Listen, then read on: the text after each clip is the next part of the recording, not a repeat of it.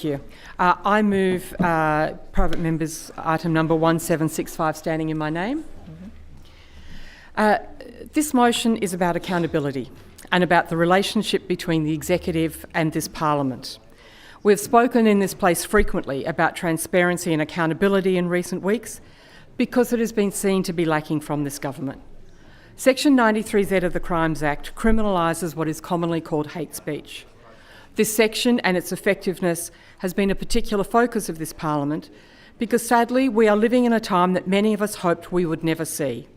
A time when some in our community believe it is perfectly acceptable to attack members of our Jewish community, their houses, their cars, their places of education and of worship, and their people. This is not acceptable. It is never acceptable. And Section 93Z is one of the main criminal sanctions against this unacceptable behaviour. But there have been disappointingly few prosecutions under Section 93Z. We all witnessed the shameful events at the Opera House on October 9th, 2023, where scenes flashed around the world of racist and anti-Semitic chants filling the air at one of our major cultural icons. There has been not one single prosecution under Section 93Z for the hateful speech we all heard on that occasion. In November of that year, the government introduced the Crimes Amendment Prosecution of Certain Offences Bill, seeking to expand the categories of persons who could bring a prosecution under Section 93Z. That was one answer to the issues raised by the Opera House, but it was not the only answer. We argued for a committee to consider changes more broadly.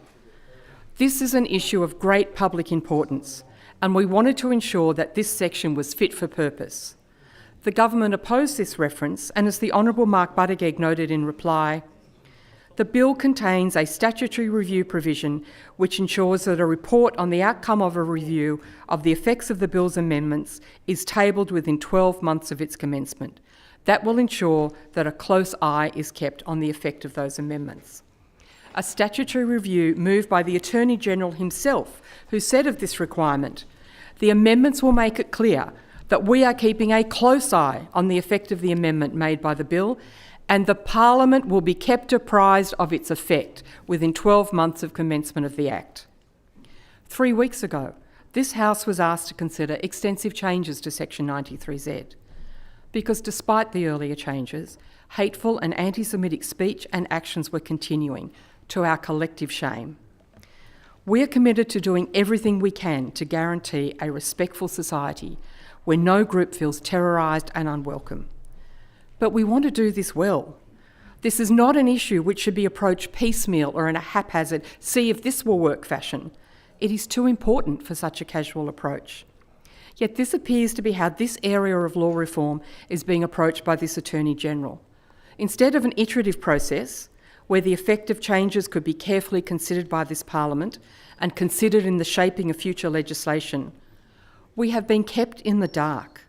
We are asked to pass legislation without full information. Frankly, without any information.